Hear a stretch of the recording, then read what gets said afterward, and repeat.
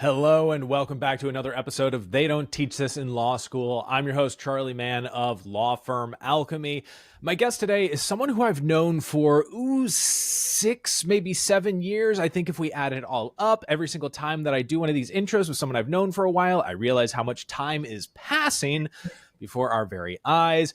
Someone who I've known for a long time, originally working for Frank Carney, maybe we'll get into that, but now is an amazing intake coach, specialist business coach for law firms, law firm owners across the country, has worked with some big firms, small firms, and everything in between. So I'm excited for us to dig into whatever we're going to dig into since I've known her for such a long time. My guest today is Brooke Birkey. Brooke, welcome to the show.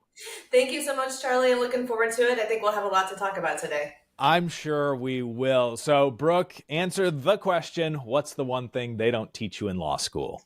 You know what, Charlie? Today I'm going to go with emotional intelligence. And this can go in so many directions. And emotional intelligence doesn't really mean that, if you don't have it, it doesn't mean that you aren't good with people or that you're not kind or any of that. It's more of a scientific study. And I think a lot of people get confused about that. But they certainly don't teach it in law school. Okay, well, tell me more about the scientific study side of it. Absolutely. So we've developed what we call the emotional intelligence matrix, and it has 4 quadrants. And every quadrant represents something that we present ourselves as people in different scenarios. So the first quadrant is what I show the world. And that's just all the time, consistent, whether you're at home or at work or at church, doesn't matter. The second quadrant is your blind spots, and we all know what that means. Everybody has blind spots. Blind spots can be positive or negative. You can have somebody who doesn't recognize one of their obnoxious behaviors, and we all have those, right? Yeah. And then you can have positive blind spots where, maybe somebody doesn't really understand how great they are in an area, and they're kind of self-deprecating. And then so that's the second quadrant, blind spots. And then the third quadrant is what I know, but I'm not necessarily going to share with my attorney or anybody that's not really close to me. So maybe I know that that I have control issues because of something that happened to me, way back when. And that comes out in trying to micromanage the legal process. But I'm not necessarily going to share that awareness with my attorney. Mm-hmm. And then the fourth quadrant is what we call the God box, which is I don't know and nobody else knows either. I can't see my blind spot and nobody else can see it. And, only God, theoretically can see this blind spot. But the idea is that the more you work on quadrant 2, the better you get at reducing your blind spots in quadrant 4 as well. That's just how it works. Yeah. Okay. So that idea of finding blind spots, I mean, for some people, I find it can either be remarkably easy. For many folks, I think it is remarkably difficult.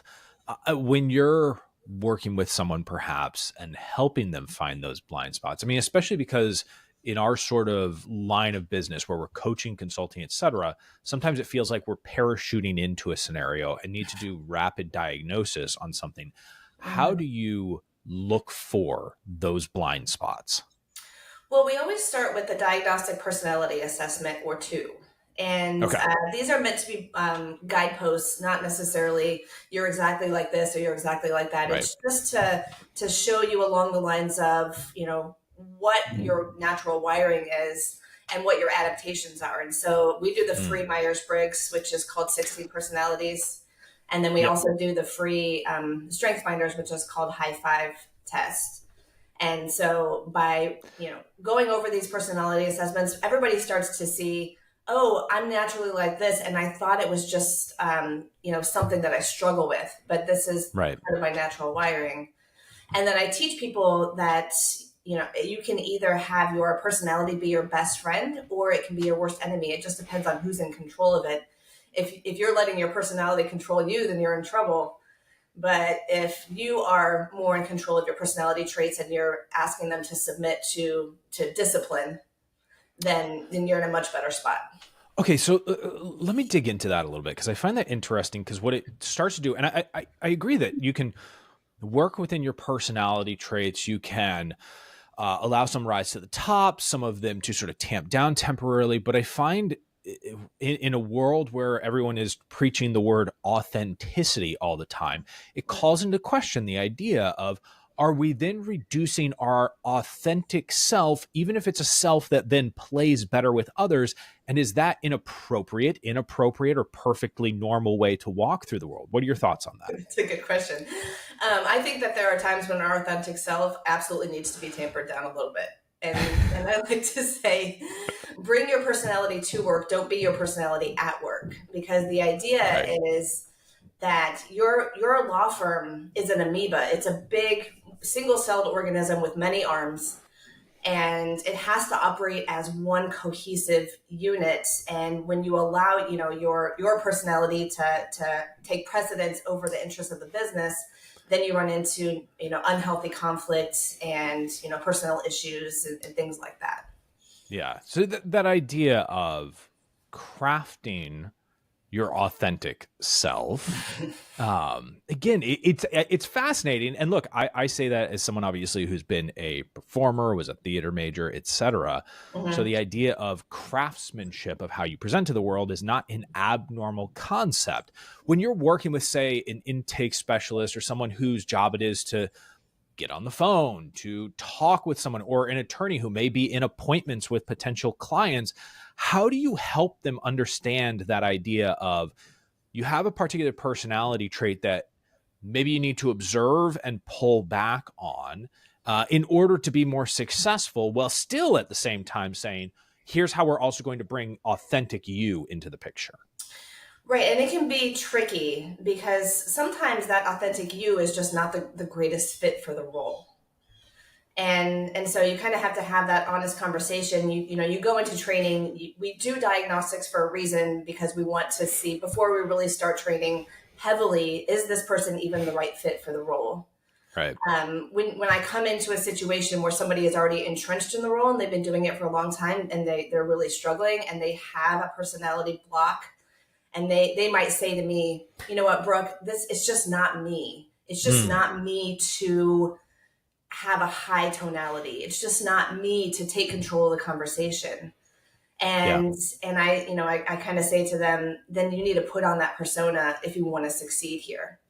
And sometimes I tell them, bring a jacket that you really like that makes you feel really sparkly and put it on before you go to work. Or maybe you have a ring that makes you feel sort of out there. And, you have to put on the persona, even if it's not your best personality fit, if you want to succeed in the role. Or if that's just not something that you want to do, then let's try to find you a better fit somewhere else. That's always tough, finding your better fit somewhere else. I also find for some folks, there's the ability to, okay, is there a way? Well, actually, let me ask you this. Is there ever a way, or have there ever been times where you found someone who has a personality archetype that is not an automatic, what society might deem a perfect fit for a position, but you've actually been able to put the non-archetypal personality of that individual to good use within a position where that personality type doesn't normally fit? Oh, absolutely. But it usually requires moving them to a different position. Okay. And so we try the training, we give it a shot. If it doesn't work, then we say, okay, where else might you be a good fit here within the organization? Sometimes we have legal assistants or paralegals who are doing intake. And that is very rarely a good idea in my experience, because paralegals tend to be very left-brained, very process-oriented. And in customer service, you have to be able to kind of jump around and pivot. That's the prospecting. That's the P in the Myers-Briggs. We want a higher P than a higher J. And J is judging. That's critical thinking. Yeah. So gather, execute. And most people in the legal profession are Js, and that's just the way that it works. It attracts Js. But what we're looking for is somebody who can pivot and prospect just based on the conversation that they're having. Gotcha. So, okay. So going into those personality tests, I have a real love-hate relationship with them, admittedly. I know. Yeah. I mean, that. Like, this is not a surprise statement. You and I have interacted frequently over the years, phone calls. You were at a recent mastermind meeting that I put on, et cetera. But so when it comes to personality profiles, for the folks who are thinking about using them in their law firm, what advice would you give to them in terms of how much this is gospel versus how much they need to take it with a grain of salt? I say ignore personality assessments at your own risk. And so, I've had a lot of experience where an interaction with a person would make me kind of go against my instincts and say, oh, this person really seems like a good fit, even though they scored like 95% J, which is rigid and difficult adapting. Yeah. And then I'll go against that, and then it won't work out. Right. And so I say, don't take them as gospel. Don't make any decisions at all just based on personality assessments, but let them be a part of the overall analysis. And so that's why when I do recruiting, I have a 7 or 8 step process that includes 2 personality assessments.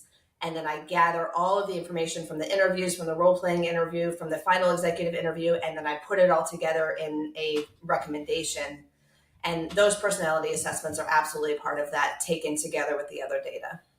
There's something that you put in there that I want to pull out because I think it's actually a really valuable nugget, which is you mentioned, like, if someone is a 95% J, right? Mm-hmm. It's that how far is the dial scenario. So where I sometimes have friction against personality tests is, so I'm technically, I think on the Myers-Briggs, last time I took it, I think I was INTJ.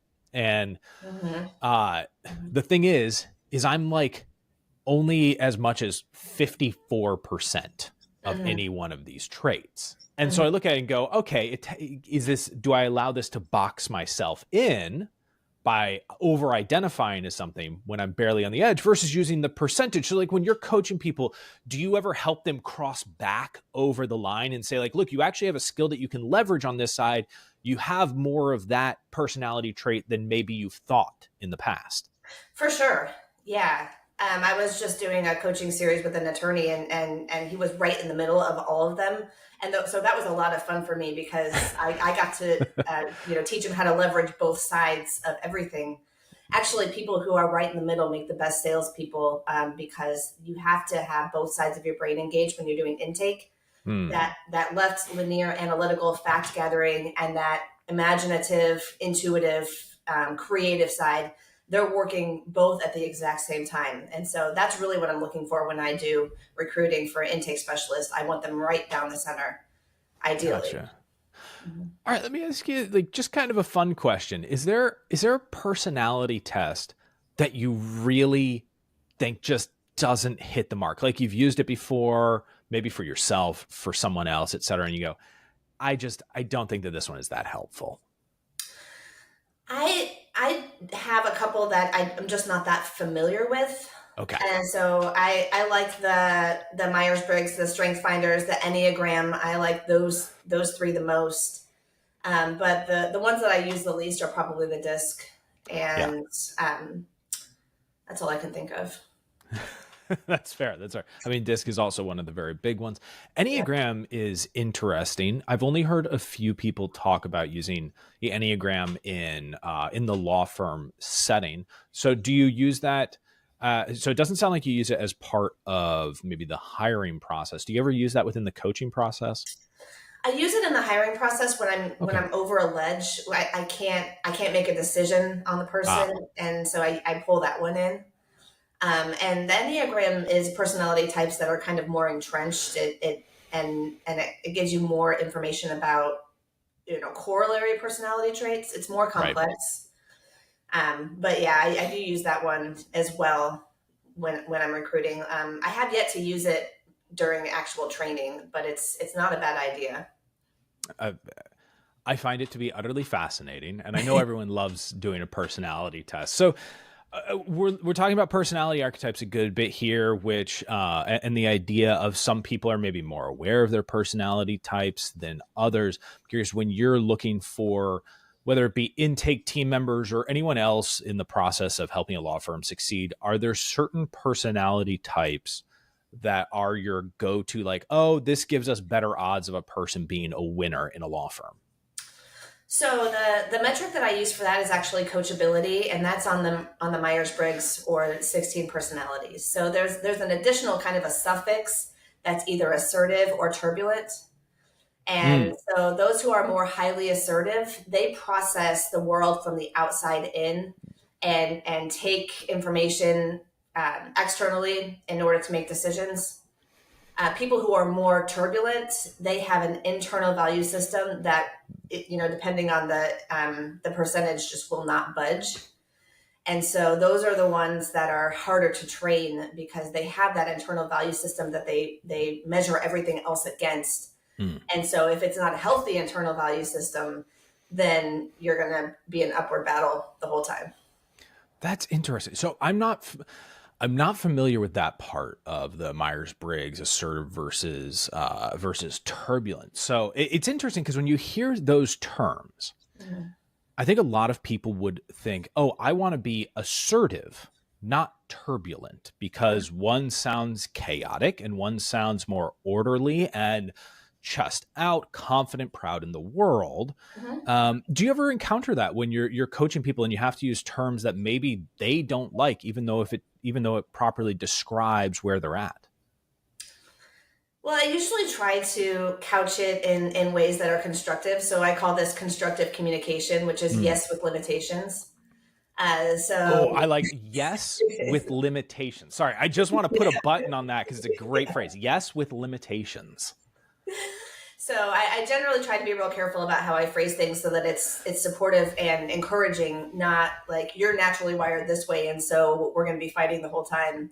It's like you have, this natural, internal value system, which is usually apparent and we can talk about it, and usually comes up in the conflict over the training. So that's when it comes time, people are saying, this isn't me, this just doesn't fit right. It doesn't, my personality isn't this. I can't be high hospitality, tonality, and engagement. That's where I get the most pushback for people who are just more reserved. And so I usually have some other framework to use it with that's just not so, cut and dry. Gotcha. So talk to me a little bit about people who are really successful in intake positions in law firms. What do you see as commonalities among those people? I would say the first thing that stands out is competitiveness and goal orientation. Interesting. And so this works really well with a law firm who has, incentive-based pay or internal contests, because if you have that system that makes them want to succeed because they're getting something additional out of it, or they just love winning. And that's one of the, I think it's on the Strengths Fires. Winning is one of them. And it's also in the Pat Lencioni one, which is escaping me at the moment. You can measure that character trait. Working Genius, excuse me. Yes. Another great one. And so those are the people who have some skin in the game, that they're going to take my training and they are going to milk it for everything that it's worth because it's working for them. And then they're getting something, they're winning something out of it. People who are just more process oriented and are like, well, if I just check the boxes along the way, those are the people that are going to have probably the least success in intake. So what's fascinating is I feel like so many people, when asked that type of question, the first thing they would have reached for is someone who they would have used the word empathy right away, right? And sometimes I wonder, Brooke, quite frankly, is the word empathy more of a token word usage than the reality of what we really need? I see you nodding your head for those who are listening rather than watching on YouTube right now. Tell me, I say that concept and it seems that it resonates somehow. What's going on with that? Absolutely. Yeah. So empathy is a buzzword, and in the last maybe 5 or 10 years, it's become really important. And it is usually presented as being very one-sided.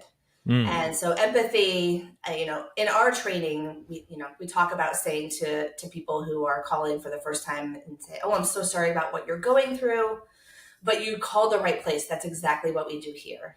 Right. Or if they explain an injury and we say, oh, that sounds terrible. Let me ask, what else do you think is injured right now? Anything else hurt? Right. So we kind of use empathy, but the often untold other side of empathy is boundaries.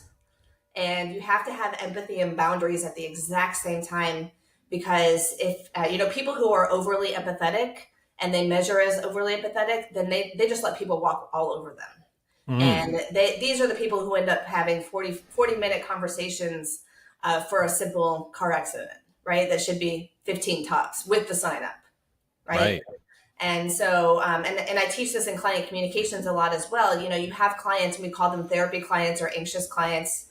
And, they want to call in and tell you all about their lives. And I can tell you also from, working with Frank, I know that firsthand, people who just want to call and chat because, they're injured, they're out of work, etc. And so we also have to have boundaries and limitations that says, I'm going to empathize with you, but I'm also not going to let you take up 25 minutes of my time where I'm supposed to be serving other clients as well.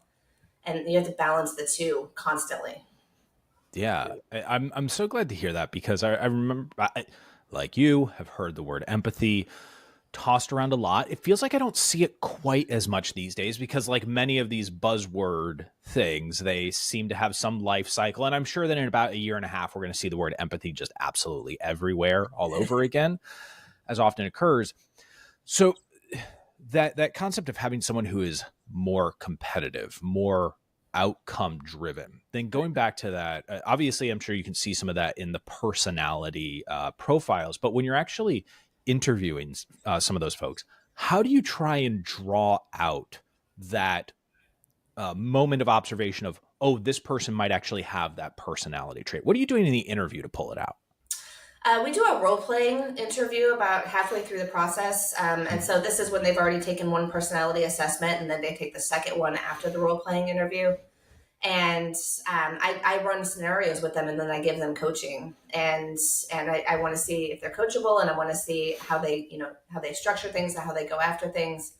And so that gives me a little bit of information as well. But sometimes that can only really be brought out in the right circumstances, because people don't want to appear as overly competitive in the interview process, right? They don't want to show that like crazy raving dog that wants to sign the most cases in the interview process. So that's why, when we do recruiting, we also do a full month of onboarding to test that person in real life scenarios before we get into our 12-week intake training program. Number one, because we want to make sure that they're the right fit. And number two, we really want to bring out the personality over a longer period of testing time to see what kind of training they really need and how to best serve them.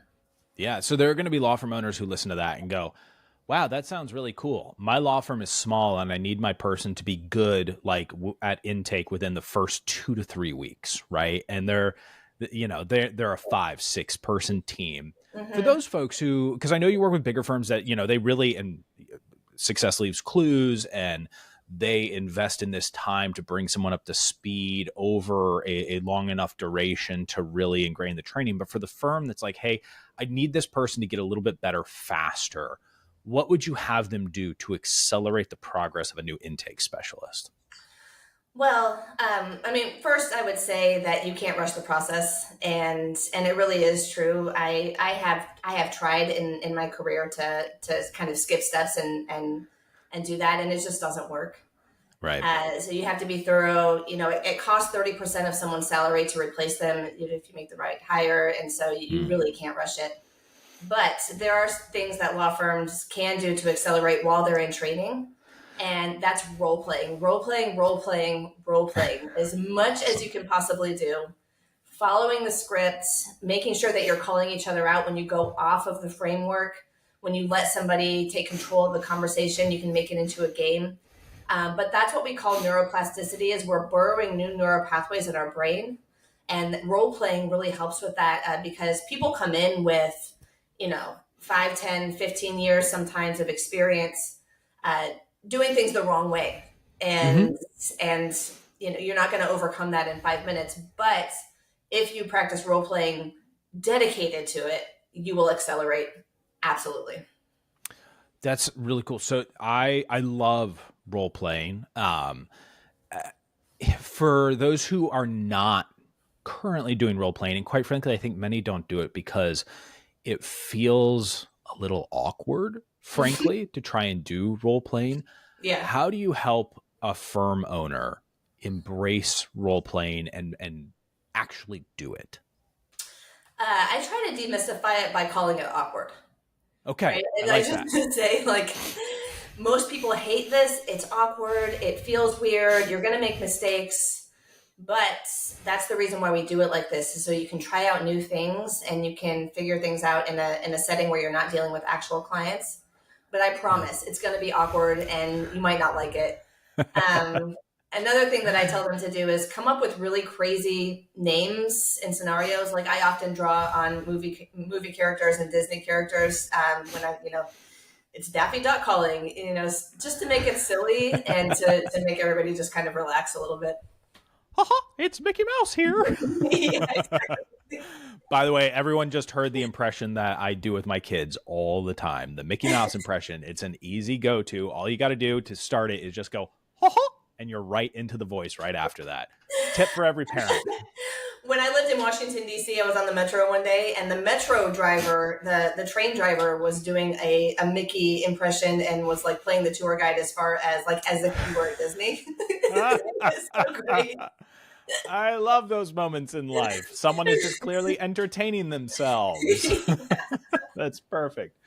Okay, so we've got role playing, we've got emotional intelligence, we've got some hiring stuff here. From a zoomed out, like more pragmatic, you're walking into a law firm. They're like, Brooke, we need you to assess our intake. Maybe it's mystery shopper. Maybe you're able to listen in on some recorded calls, etc. What are like those 3, 4, 5, or maybe just one most common things that you see? You're like, oh, this is an obvious area that if we fix, we get instant leverage. Mm-hmm, absolutely. So we have chunks called hospitality, tonality, and engagement, essential intake qualification, sales, and post-sales. So those are the 4 chunks that we base our training around. And it can differ depending on the law firm. So you might have one where you're mostly noticing that the person isn't controlling the conversation. The person that's calling, they call in, they ask a question, they go down a rabbit hole, and they're completely off of their sales choreography. Right. So that's an issue that if you actually follow a sales choreography and you practice it forwards and backwards, then it'll get ingrained in your head. Probably the thing that we see most often is lack of hospitality, tonality, and engagement. So that's flat affects, lackluster greeting, and failure to get their name, and contact information right off the bat.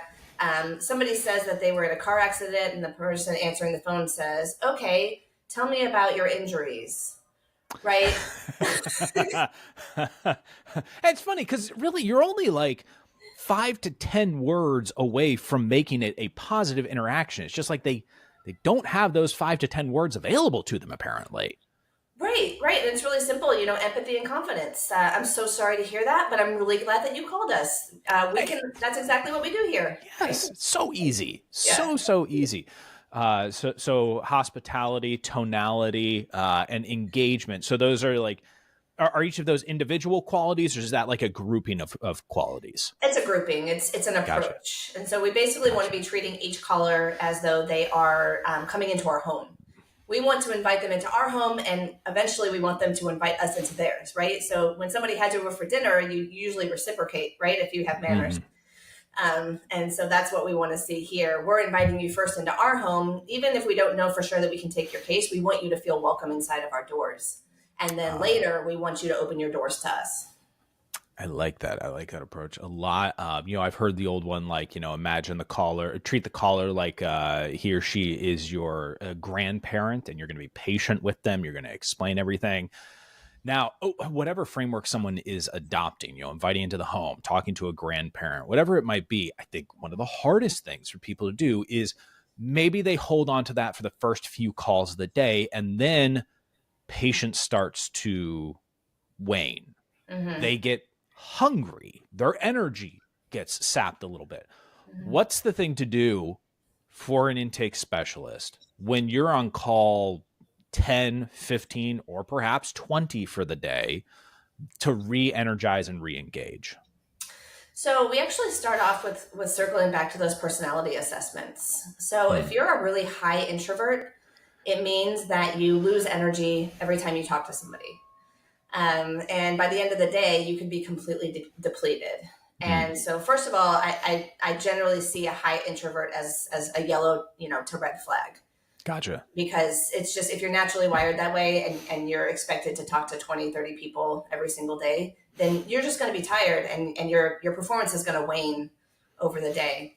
But let's just say that you're sort of moderately introverted, then make sure you take breaks in the day. So maybe instead of one long lunch break, you take 3 or 4 shorter breaks in between. So you can just like collect your thoughts and gather, your resources and maybe listen to some music, just come back and replace your energy. Extroverts have a easier time because they gain energy from talking to people, but they have to be careful not to go off the charts on energy because, at the end of the day, they could be, fairly buzzing. Right. So they could be overwhelming to a caller potentially. Yeah, exactly. So we call that energy management, and we teach that in our course and help people to do that. Another part is to, just like you said earlier, pretend that it's your grandmother. We hear the same set of facts, especially if it's a personal injury case, many, many times a day. The fact patterns are almost identical all the time. You get bored, it gets stale. And so you really just have to be on top of it to make things feel like a little bit more personal rather than transactional. I love that. All right, Brooke, so you mentioned a course, you do training, etc. Before I ask you the last 3-part question, if people want to connect with you, learn more about what you're doing, etc., where is the best place to send them? I hope that you do. Please email me at Brooke, Brooke, at leveluplawfirmcoaching.com. It's a mouthful. leveluplawfirmcoaching.com. Awesome. Yes, please do reach out to Brooke, inquire about the intake training that she does. I've seen the impact of it up close. I have coaching clients who have used Brooke or are using Brooke for their intake coaching, so I can personally vouch and recommend it. All right, Brooke, last question for you. What are you reading, watching, and listening to these days? Oh, I love this question. Okay. So I just finished a fiction book about by Jodi Picoult, who's just kind of a fiction, yes, household name. Quite famous. Yeah, and it was about an Amish girl who got pregnant, and then the baby died by infanticide, and she had to be represented by an outsider, an Englisher, and how all of that worked out. It was really interesting and well done. And then I'm also reading Team of Rivals. It's a really thick, kind of hard to get through text on Abraham Lincoln and his contemporaries. That's Doris Kearns Goodwin, right? Yeah. Yes. Yeah. Awesome. And so that's I try to balance like a fluffy book and a more difficult Me too. book. Yeah. What am I watching right now? I just watched The Shack again, which is a story about a man whose daughter was killed in the woods, and he has to go through the journey of meeting God and forgiving the offender. And it's a book, which I've read several times, and it's also a very good movie. Interesting. Who does it star? Anyone that we would know? Tim McGraw. Oh, so is this recent? No, it's probably at least 6 to 10 years old at this point. Okay. I honestly feel like we're at the point in life where recent is within the last decade. So, well, then yes, it's very recent. And then, what are you listening to these days? I listen to a lot of political commentary, and I won't say which ones, for my own self-preservation. That's fair. Well, Brooke, I appreciate you being here, sharing your expertise, wisdom, knowledge, tactics, tips, all the good stuff on intake, personality, emotional intelligence, etc. Really appreciate your time today. It's my pleasure. Thanks for having me, Charlie. And we'll see you all in the next episode of They Don't Teach This in Law School.